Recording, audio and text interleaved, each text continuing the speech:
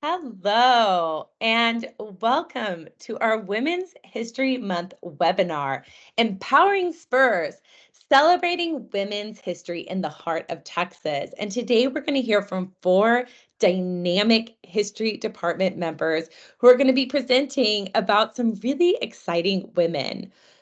And this is a great time on this first day of March for us to think about Women's History Month. And it is a time to celebrate the remarkable contributions women have made throughout history. Originating from International Women's Day, this month acknowledges the struggles and achievements of women globally. It serves as a vital reminder that equality is not just a goal, but a continuous journey. By honoring the past, we empower the future and fostering a world where women's stories are recognized, valued, and celebrated.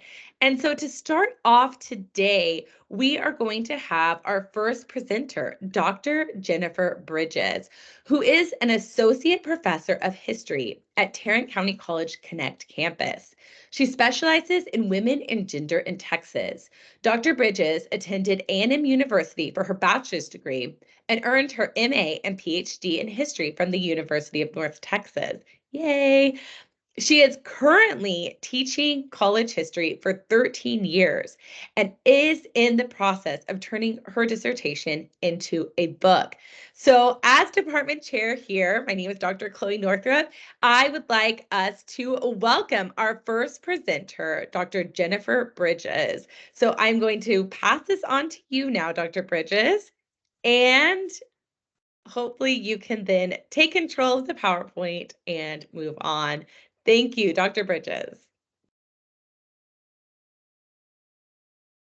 Let's unmute yourself. Okay, hopefully everyone can hear me now. I'm so happy to be here presenting to you guys. Let's see if I can control the PowerPoint. I may need help with that. With the PowerPoint, it's not letting me okay, there we go. Okay. So today I'm going to be presenting on Cynthia Ann Parker, and it's called Her Life's Journey. She is an example of a frontier woman who had quite an incredible life experience that we're going to talk about today. And of course, with the time period that she was in, there are, pieces to her story that we don't have a full picture of. So I'm going to give you the best one I can. So Cynthia Ann Parker, she was born around 1827. We're not absolutely certain the date, but that's an approximation. And she was actually born in Crawford County, Illinois. So she didn't start in Texas, but she does move here as a very young child. Her parents were Silas Parker and Lucy Parker. And she was part of a pioneer family that settled in the American frontier at a time that was marked by westward expansion of European settlers in this early 19th century period. Now, Cynthia's childhood would be shaped by the challenges and the hardships of frontier life at that time. Let's see if we can change the slide. So when she was around 9 or 10 years old, her family moved to a fortified settlement that was known as Fort Parker, and this was located in Limestone County, Texas. So life on the frontier was rugged. It was very difficult. There was a constant threat of conflicts with Native American tribes and a variety of other hardships, such as harsh weather and a scarcity of resources. So the Parker family, like many other pioneers, faced a daily struggle for survival in this very challenging environment. So a very big day for the Parker family was May 19th, 1836. On this day, a large force of Comanche warriors, accompanied by Kiowa and other allied warriors, attacked Fort Parker. And during this attack, several members of the Parker family, as well as other families living there, were killed. During this attack, Cynthia and her younger brother John were actually captured by the Comanches. So this raid would result in the deaths of several of her close family members, which added a layer of tragedy to Cynthia's early years, in addition to her being captured. So this event marked the beginning of Cynthia Ann Parker's life among the Comanche people. This was a culture that was vastly different from the one in which she had been born and raised up until the age of 9 or 10. And her childhood, which was abruptly disrupted by this capture, this would set the stage for a very unique and challenging journey as she adapted to a new way of life within the Comanche tribe. So Cynthia Ann Parker's life among the Comanches was very transformative and very complex. And it was an experience that lasted for more than 2 decades, almost 25 years. After being captured, she was integrated into the Comanche way of life. She was adopted into a Comanche family. And there was a lot of changes that came about because of that. So initially, Cynthia would have faced significant challenges as she adjusted to the various customs, language, and lifestyle of the Comanche people. However, she was a child when she was captured and adopted, and she gradually learned to adapt and assimilate into their nomadic and horse-dependent society. So eventually, she would become fully integrated into Comanche society. Let's see if we can change the slide. So she was adopted, as I said, into a Comanche family formally, and her experiences really highlight the fluidity of identity and cultural assimilation during a period of significant cultural exchange and tension on the American frontier. So after being adopted into a Comanche family, when she came of age, Cynthia actually married a man named Pita Nakona, who was a prominent Comanche chief. And together they would have 3 children, Kawana, Pecos, and Topsana. And Topsana, the daughter, was also known as Prairie Flower. Now, they actually enjoyed what was considered a happy marriage. And in tribute to her, actually, Peta Nakona never took another wife. And that is quite a rare thing among Comanche chiefs because it was traditional for chieftains to have several wives. So, it's actually kind of shows that they were, in fact, in a happy marriage. It's the best that we can guess from that, the fact that he only took one wife. Now, as a Comanche mother, Cynthia would have taken on various responsibilities related to childcare, education. She would have been responsible for passing down cultural traditions. And the Comanche society placed a very strong emphasis on those familial bonds, and mothers played a crucial role in the upbringing of their children.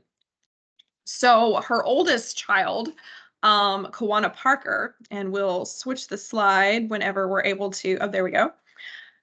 He would later become very kind of famous in his own right. He would become a significant figure in Comanche and American history, playing a really key role in the transition of the Comanche people during the late 19th and early 20th centuries. And there's certainly, we could give a whole talk and more. There are books written about Kawana Parker that I highly recommend you read if you're interested in learning more about him, Empire of the Summer Moon being one great example. So as part of the Comanche tribe, Cynthia lived this very nomadic lifestyle with her family. They participated in hunting, gathering, and trading activities that were typical for the Comanches as part of the Plains Indians. So the Comanches were known for their exceptional horsemanship and hunting skills, and Cynthia would have been expected to have played a role in those daily activities. She would have had to learn. So despite the circumstances of her capture, Cynthia really developed these very deep emotional ties to her adopted Comanche family, much less the family that she created herself. So the bond she formed with her husband and children were strong.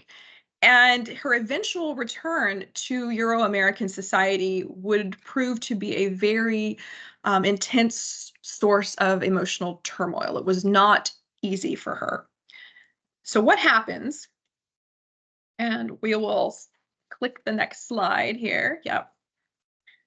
So on December 18th, 1860, Texas Rangers, under the leadership of a man named Lawrence Sullivan Ross, and we'll go ahead and do another slide, attacked a Comanche hunting camp at a place called Mule Creek, which was a tributary of the Pease River in Texas. So during this raid, the Texas Rangers captured 3 supposed Native Americans. And they were surprised to find that one of them had bright blue eyes. Turns out this was a non-English speaking Anglo woman, and with her, she had an infant daughter. Well, one of the men there, a man named Colonel Isaac Parker, would later identify her as his long lost niece, Cynthia Ann Parker. We can do slide again here. So Cynthia, after being captured back by these Texas Rangers, Cynthia accompanied her uncle to Birdville, Texas, on the condition that a military interpreter by the name of Horace Jones was send along her sons if they were found. So if her sons were found alive, they were supposed to be returned to her. Well, she was brought into Fort Worth, and in Fort Worth, this very famous photo you see on the screen was taken of her. So this was not long after her capture back by the Texas Rangers. She's there with her daughter, Topsana, Prairie Flower, and her hair is cut short, as you can see. This is a sign of Comanche mourning. So she would have actually had long hair before this, but her hair was cut as a sign that she had been taken from her family, right? So she was in mourning. And after this battle, she kind of assumed that her husband, Peter Nakona, was dead, and she feared that she would never see her sons again. So she was in deep mourning at this point. Well, her life from here on is, I mean, it's a tragic story overall, Cynthia Ann Parker's life. It's not a happy one. About a year later, on April 8, 1861, a sympathetic Texas legislature actually voted her a grant of $100 annually for 5 years, kind of, I guess, feeling bad about the whole circumstances of her childhood capture and recapture. And they also granted her a league of land, and some of her former family members that were still alive from the Parker clan were appointed her guardians. We'll do another slide.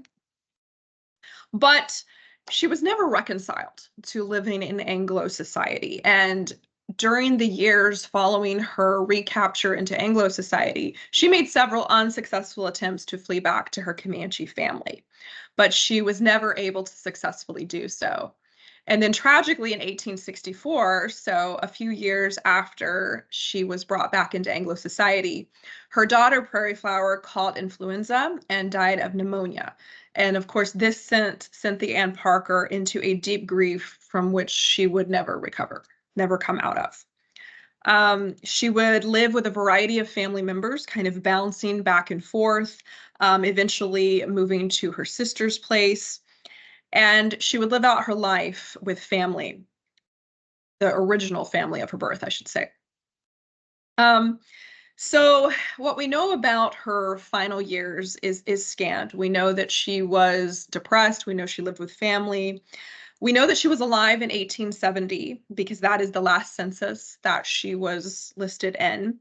But we also know that she died close to that time as well. Slide, please. And that is what her gravestone says. So that's what we go with, 1870.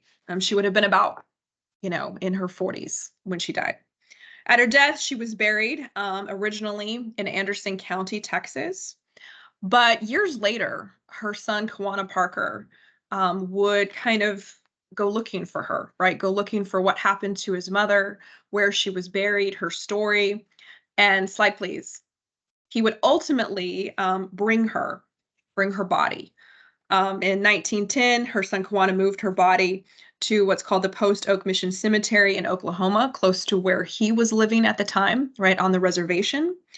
And eventually after Kawana's death, the two of them in the 1950s, hers and Kawana's bodies were both reinterred at the Fort Sill Post Cemetery in Lawton, Oklahoma, which is where they are today.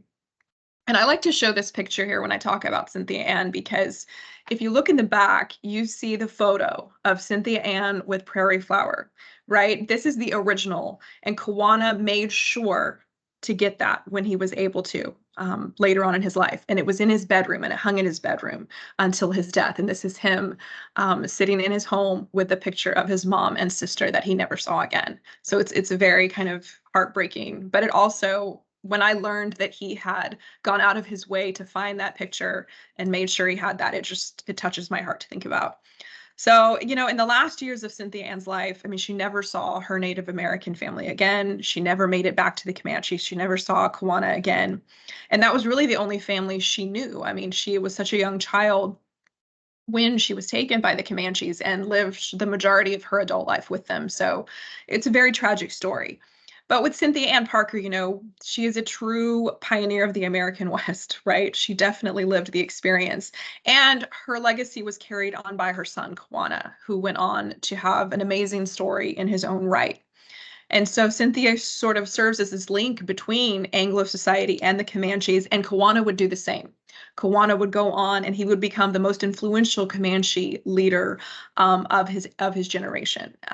So her story is one of tragedy, but it's also just an amazing example of survival in the American frontier. So yes, that is the story of Cynthia Ann Parker.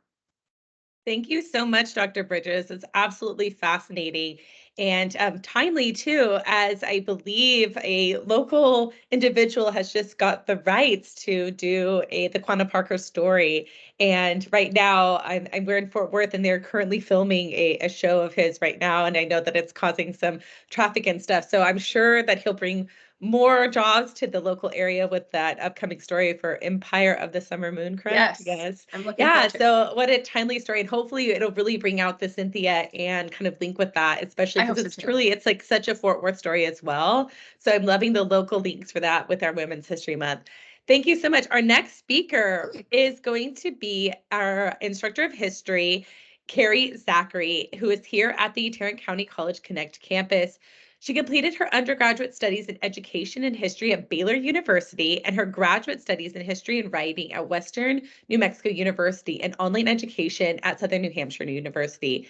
After childhood in Austin, Carrie and her husband have made Fort Worth their home with 2 elementary school aged children.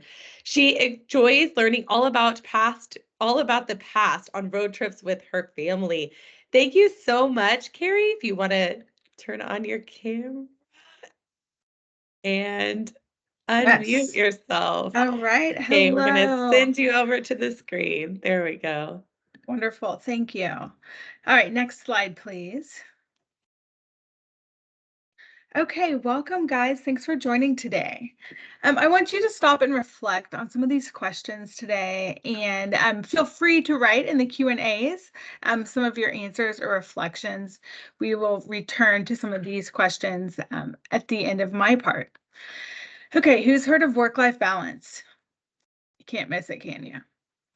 Have you tried to achieve it? Maybe that's why you're here at Tarrant County College. Maybe you're working for a career change, something that empowers you as an employee to have more control over your work, your life, things like that.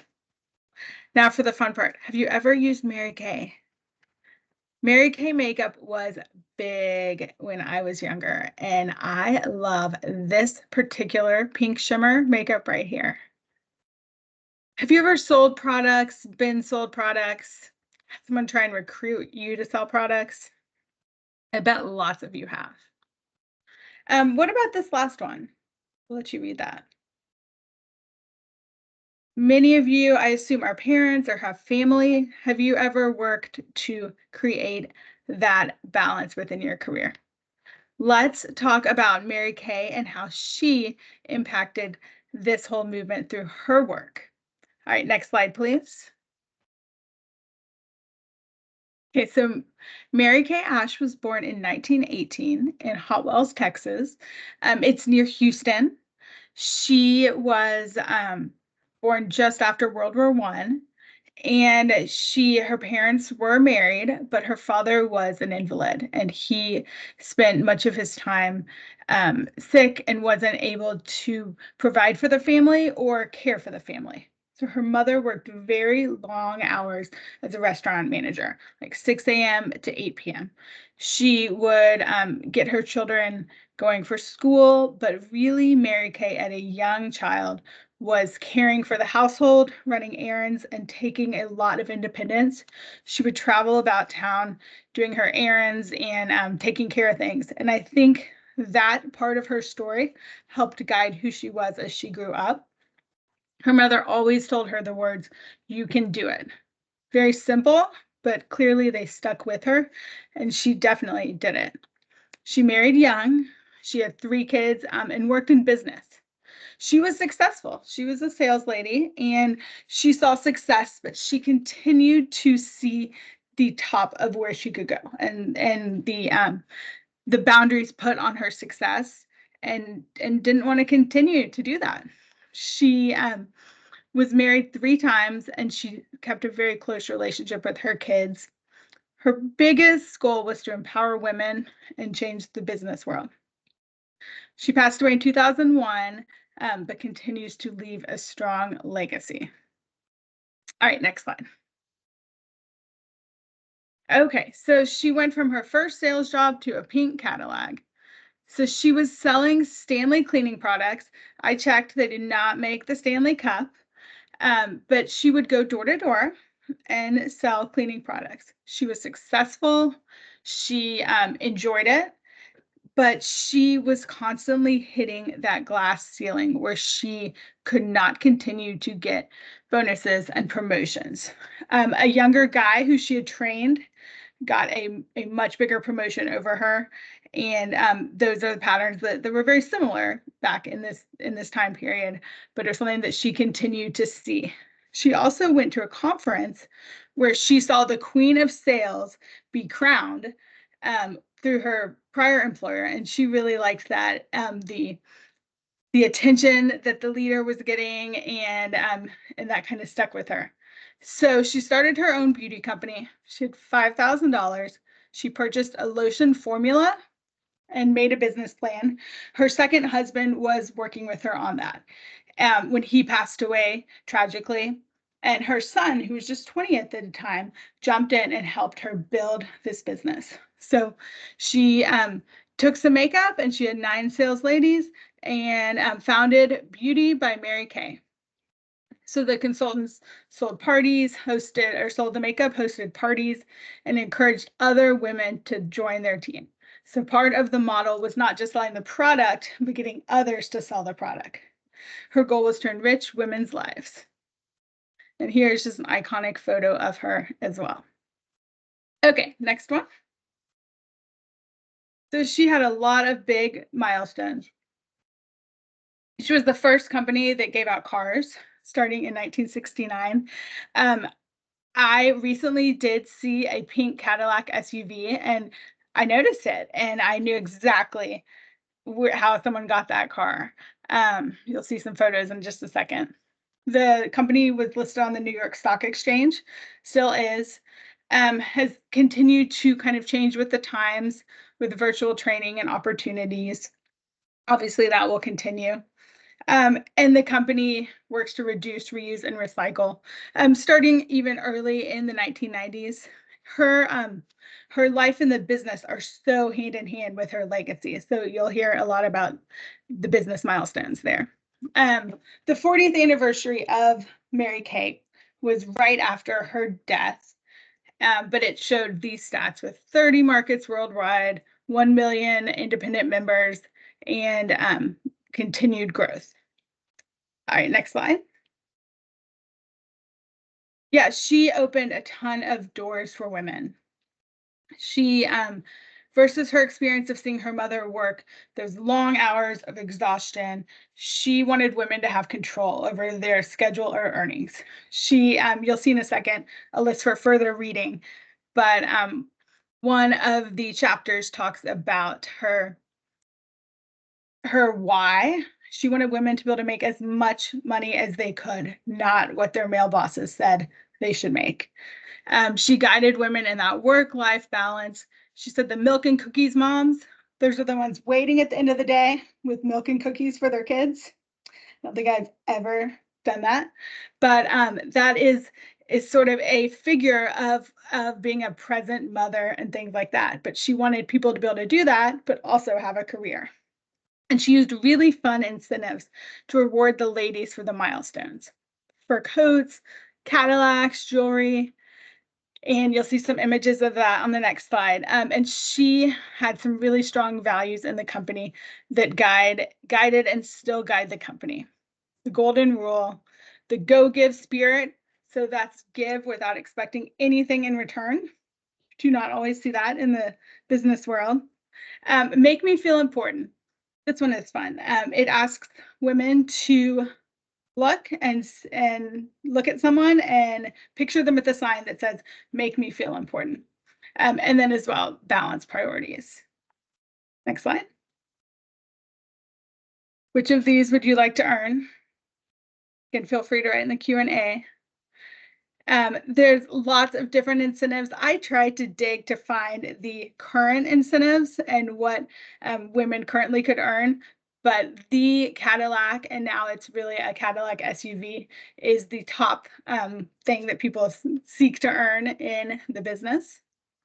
Next slide, please. She won tons of accolades. She had a lot of people notice her and write about her across the business world, the finance world.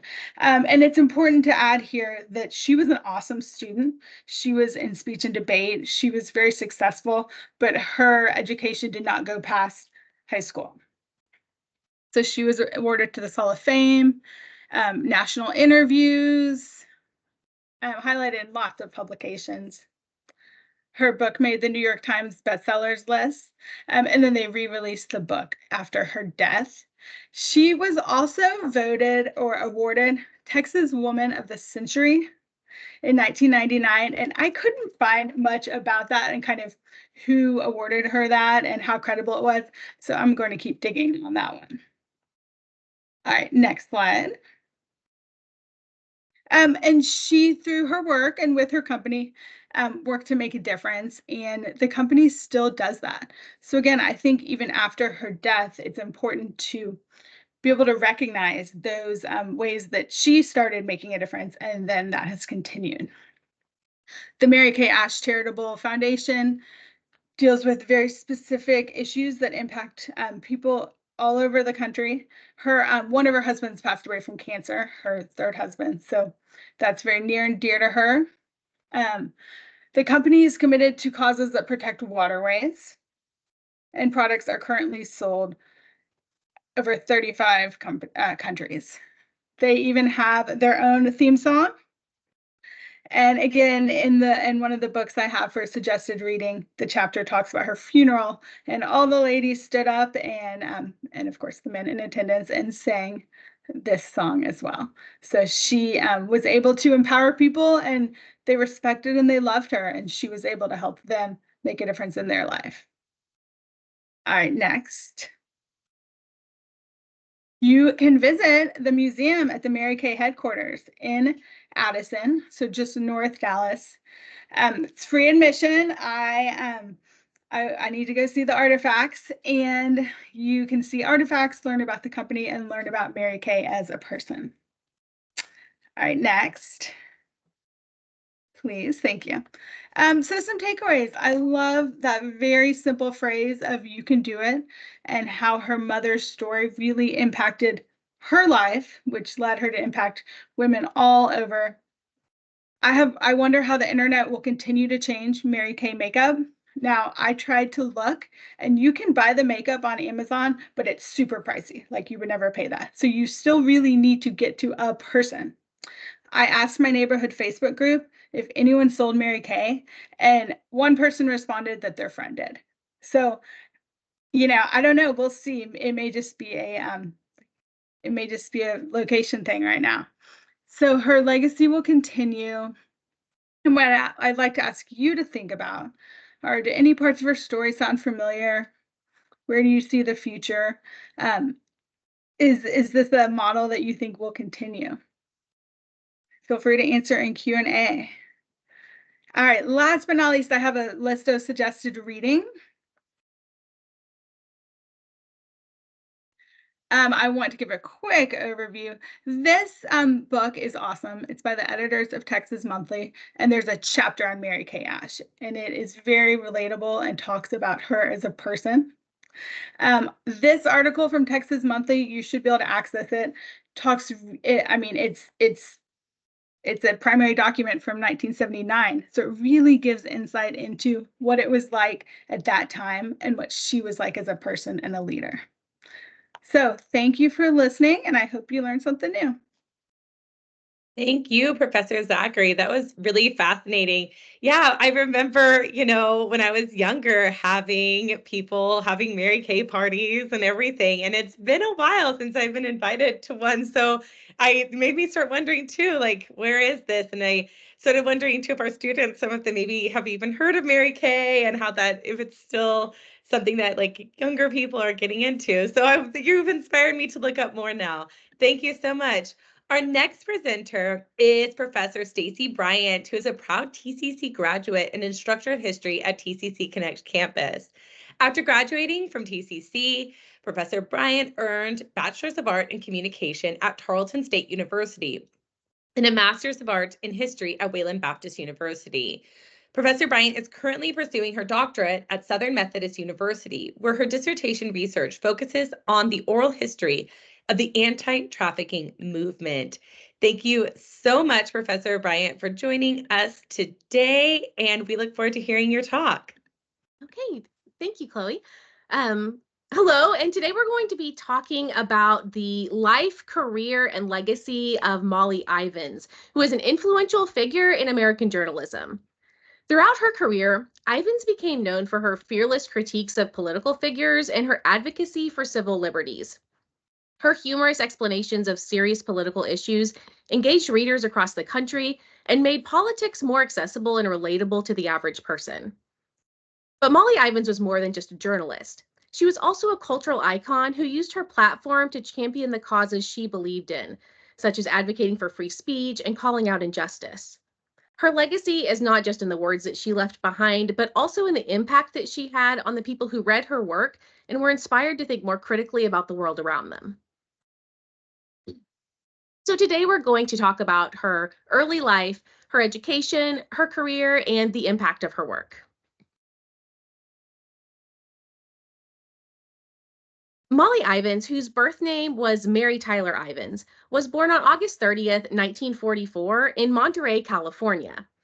And her childhood was privileged, but it was also challenging. Her family moved to Houston when she was just a baby, and she grew up in the affluent River Oaks neighborhood. Her father was a conservative, authoritarian oil and gas executive, and that exposed Molly to the world of Texas politics and the oil industry from an early age. While her siblings tried to appease their father, Molly lived in constant conflict with him. She actually renamed herself as a child. He was the one who named her Mary, and she decided as a young child that no, she would be called Molly. Ivins was educated at the St. John's School in Houston, and her early education played a significant role in developing her love for literature and reading, and just academics in general. She was an avid reader, and that laid the groundwork for her career in journalism. Her interest in social justice issues and politics developed during her formative years, and this was influenced by the civil rights movement and other significant events that were occurring during the 1950s and 1960s. As a 6-foot-tall teenage girl, Ivins felt like an outsider in her conservative high society environment. And as a result, she developed strong observational skills that she used in her writing and commentaries later on in life. These experiences also contributed to her empathetic and critical perspective of social and political issues. So after graduating from high school, Molly Ivins attended Smith College, which is a women's liberal arts school in Northampton, Massachusetts. And here she pursued a Bachelor of Arts in History. Smith College provided Ivins with a strong foundation in critical thinking and writing. So while she was at this college, that's when she became involved in journalism, and she became more involved in more different political issues, such as the civil rights movement and the anti-war movement. Her education at Smith played a critical role in shaping her perspectives and her commitment to social justice. After graduating, she extended her education by moving to Paris, where she studied at the Institute of Political Sciences. This experience immersed her in international political studies and gave her a firsthand insight into European politics, and really kind of helped her see how small her place in the world really is and how expanded her view of how large the world is around her. Finally, she continued her education at Columbia University Graduate School, where she studied journalism. And at Columbia, that's where she learned about reporting and ethical responsibilities of journalists. After completing her education, Ivins became the first woman to work as a police reporter in the Minneapolis Tribune. This role was traditionally a male-dominated role because people felt that women would be too fragile to be chasing after crimes and reporting on these types of topics. But Molly's supervisors realized that she could hold her own, and she certainly did. So as a police reporter, she was responsible for covering crimes and accidents, and this role really honed her skills in investigative journalism, as well as learning about the criminal justice system. Ivins later returned home to Texas, where she would write for the Dallas Tribune's Herald and the Fort Worth Star-Telegram. Her columns provided a liberal Texan's perspective on politics, and it offered a witty critical review of state and national political figures. So during this time, her column was syndicated and printed in hundreds of newspapers across the country. This had a profound impact on her career because it significantly broadened her influence and her reach as a political commentator and as a journalist. Molly Ivins also, was also a best-selling author, and her books combined humor with a serious critique of American politics with a focus on Texas and national government operations, politicians, and the political climate. Some of her best-selling titles include Molly Ivins Can't Say That, Can She? And Shrub, The Short But Happy Political Life of George W. Bush. These books showcased her ability to examine complex political issues and present them in a way that was informative and engaging. This allowed her readers who might not otherwise want to engage in a political commentary to become more interested in this topic. Her books were celebrated for their contributions to political literature. Ivins' humor and her depth as a political commentator made her a popular guest on news shows, talk shows, political roundtables, and on the radio. Her television appearances were characterized by her ability to explain complex political issues in a way that was understandable and entertaining. She was a voice for progressive ideas and advocated for civil liberties, social justice, and accountability in government. Her commentary also critiqued Republicans and Democrats to account for what she felt were examples of where they strayed from their principles and failed to serve the public's interest. Molly passed away in 2007 after a long battle with breast cancer. Her fans and colleagues really expressed quite a bit of grief in her passing, but what was interesting was that even some of the politicians that she had critiqued so strongly, such as George W. Bush, also expressed an appreciation for her contributions to journalism after she passed. There was a documentary that was released that was titled Raise Hell, The Life and Times of Molly Ivins, and you all have access to that if you're interested in watching it. It's available through the TCC database on Swank, and it's also available on HBO Max if you have a subscription to that. And there's also a folk song that was pretty fun to listen to called The Ballad of Molly Ivins. But her significance and legacy was pretty important. Her work had a profound impact on American journalism and political commentary. She used her platform to advocate for progressive issues like human rights, social justice, gun control, and environmental protection. Her humorous and engaging approach expanded public engagement in politics, and it demystified the complex political issues. All right, thank you. Thank you, Professor Bryant. Our last speaker today, took myself off the screen. Okay, our last presenter today is Professor Misty Wilson-Merhtens. And Professor Wilson-Merhtens is one of the original faculty members of TCC Connect campus. She is an assistant professor of history and government. She, like Professor Bryant, is a former TCC student and then graduated from the University of Texas in Arlington. She did a graduate work at Texas Christian University and Sam Houston State University.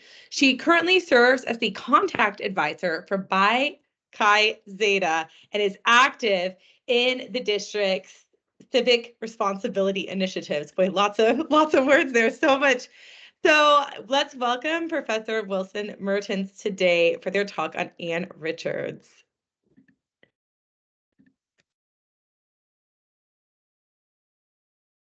Thank you, Dr. Northrup. All right, so I'm going to talk to you guys about Ann Richards, the second female governor of Texas.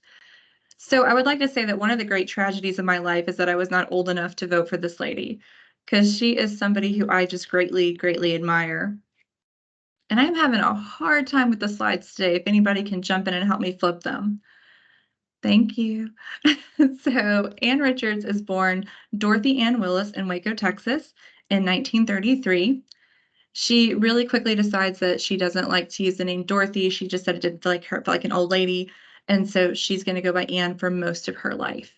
She is going to do Girls State in high school, which is a program that we would today call Youth in Government or Model UN. It allowed girls from across the state of Texas to participate in mock government, and they would go to Austin once a year and try to pass bills and see what it was like to work in the government.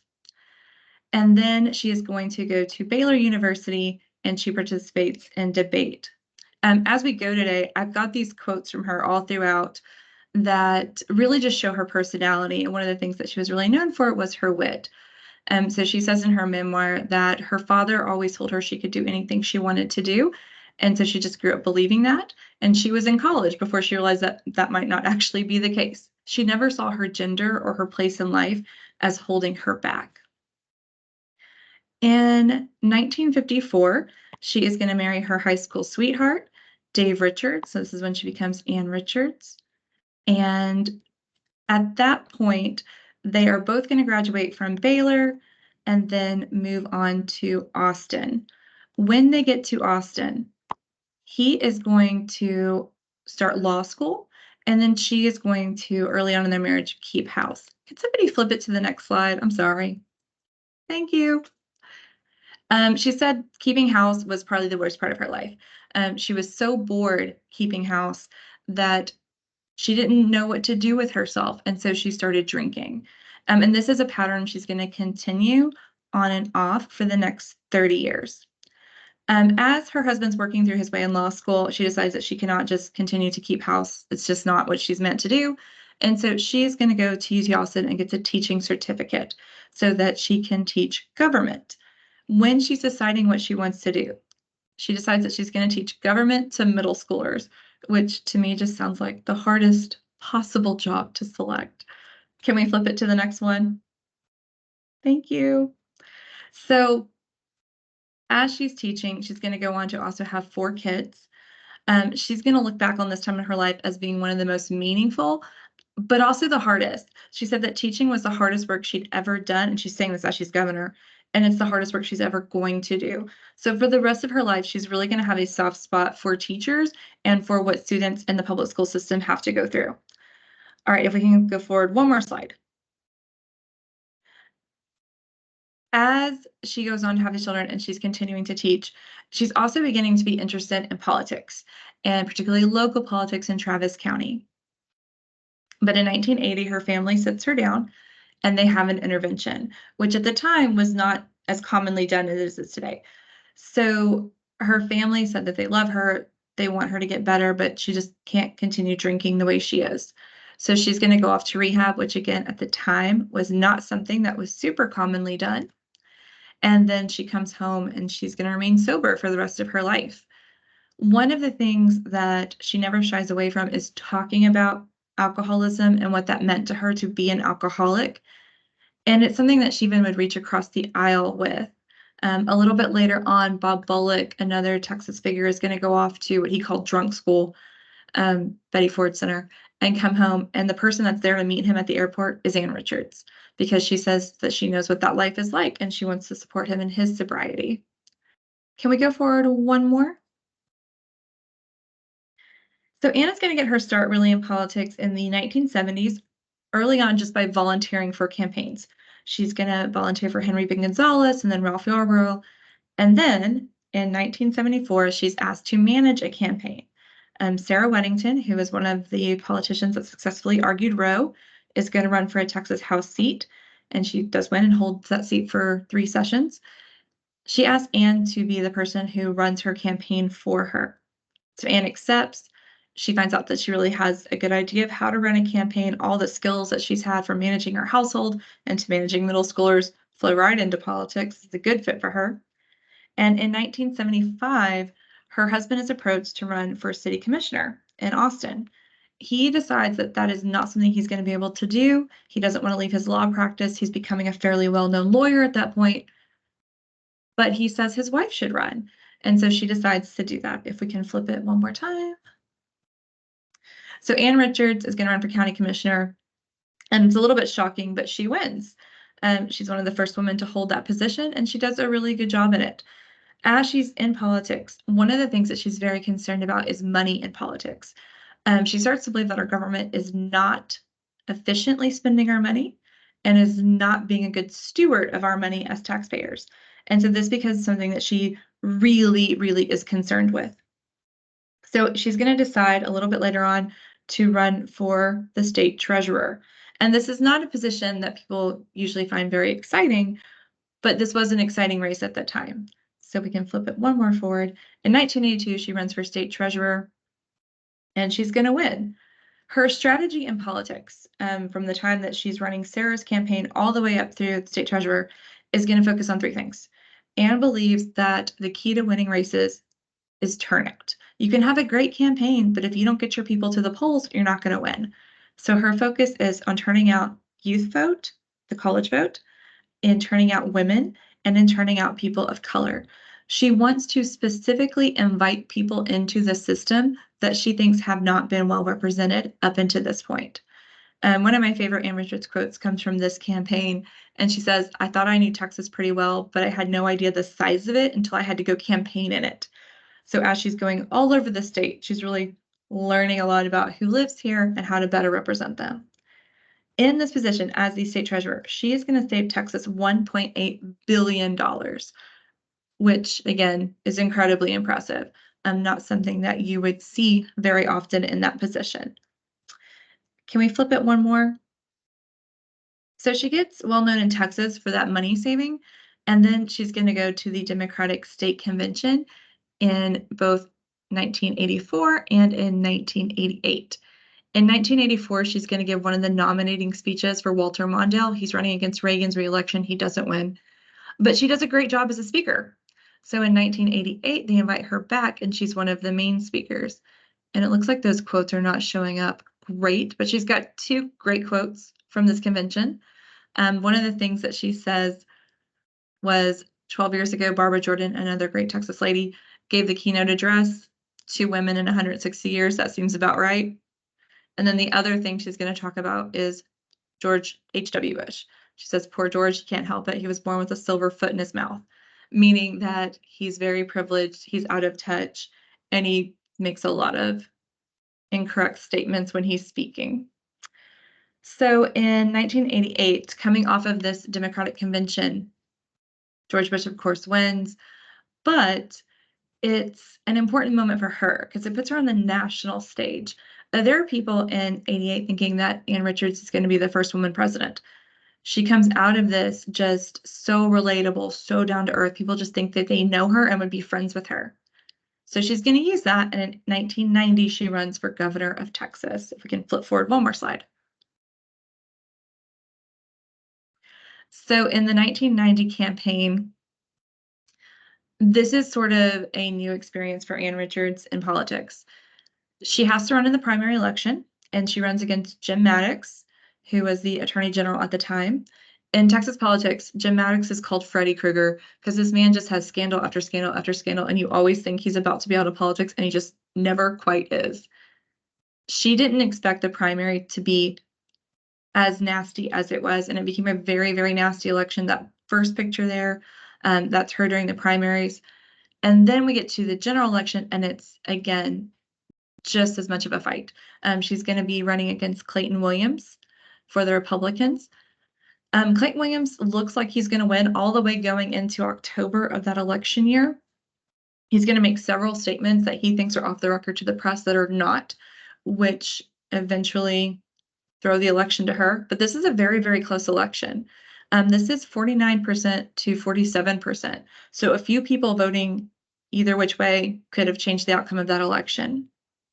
And once she is governor, she's going to set about bringing what she called a new Texas. Can we flip one more forward? So we have to say that Ann Richards is the second female governor of Texas, but I think she could really count as the first. The first female governor of Texas was Ma Ferguson, who won campaigning as if she would just run everything the way her husband had. He was impeached, so he couldn't hold the governor position anymore. She said, if you elect me, it'll be like you're electing my husband. But Ann Richards won and ran in her own right. During the time that she's running, she's going to be criticized for being a woman, for being an alcoholic, and for being divorced. By this point, her and Dave's marriage has fallen apart, and she is a divorced grandmother running for the Texas governor position. She says that makes her relatable and helps her to understand what real life is like for most Texans. As governor, she's going to do a couple of things that are fairly innovative for the time. First off, she creates a substance abuse program for inmates. She thinks that alcoholism or drug use are the things that are going to lead you into re-entering the criminal justice system, and she doesn't want to see that. She also is going to be able to pass a pretty limited, but still she passed it, firearm control. And the way that she did that was she was talking about firearm being used against police officers and how certain bullets were cop killers. And so she got law enforcement to back her on this. And then she also is going to create the Texas lottery system. She's the first Texan ever to buy a lottery ticket in the state of Texas for the Texas lottery. I love this picture of Ann Richards. This is her on the cover of Texas Monthly. And I think you just get a great sense of her personality here. In 1994, she's going to run for re-election. She loses to George W. Bush. And if you guys want a good time, Google her 1994 Super Bowl commercial. It's a Doritos commercial, and she's eating Doritos, packing up her stuff out of the governor's mansion. And she makes a joke that the Dallas Cowboys always won while she was governor, and now they've lost when George W. Bush is about to come in. And I wanted to leave you guys with this quote of hers. She said, "I don't want it to be said on my tombstone she kept a clean house. I want them to remember me by saying she opened the doors of government to everyone." So she really did try to make this a piece of her politics to bring in other people and not close the door behind her. So thank you guys. Thank you so much to all of our dynamic speakers today. I know that, I mean, even if you were maybe a little bit familiar with these different figures today, getting to learn more about all of them and also just seeing the array of different experiences that women have had in Texas. It is a very big state, as we know, and it is fascinating then to see the range of experiences that we've had. We have a question from the audience, and this one is for Professor Wilson-Merhtens, and they are saying, do you think that there is a politician today that could be considered a modern equivalent to Richards or even kind of comparable, sorry? That is an amazing question, and I don't think I know how to answer it. I think there are things I see in her with the governor, Gretchen Whitchen. I can see parallels there.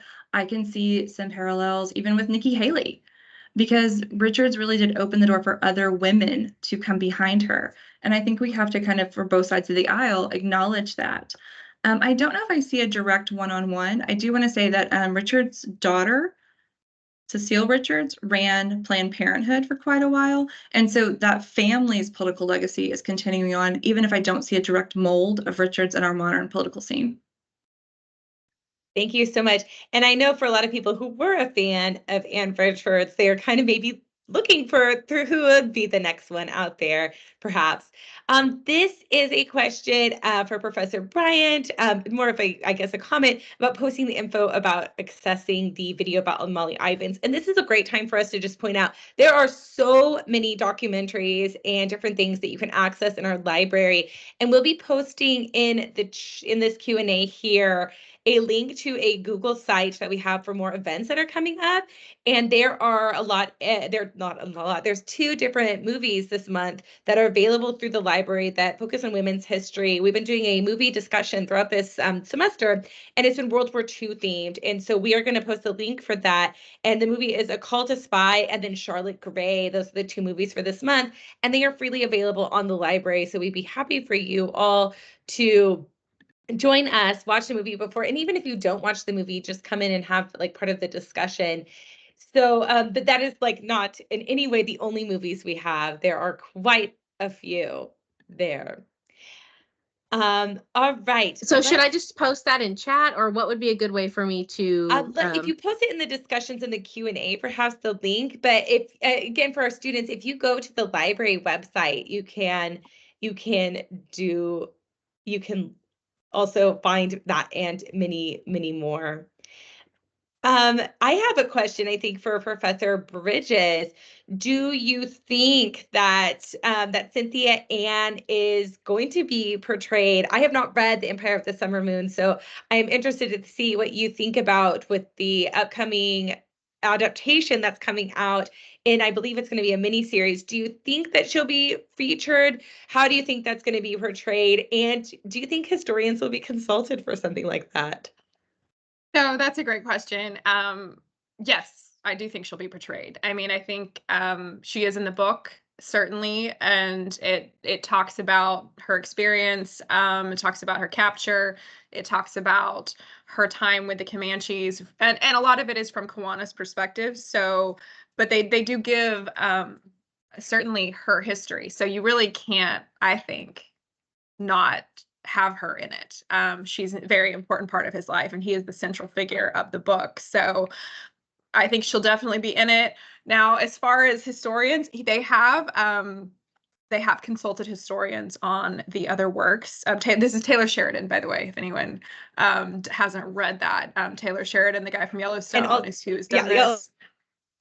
And so, it'll be filmed, I think, largely around Fort Worth. So I would think there would be extras that'll be, hired in the area to do it. And man, they better consult historians, hopefully some local historians, maybe.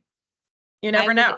I would definitely love that. We'll for see. Sure. But I know they have in the past, so I would expect that to be the case. Well, yes, that's wonderful. And it's a great book, by the way.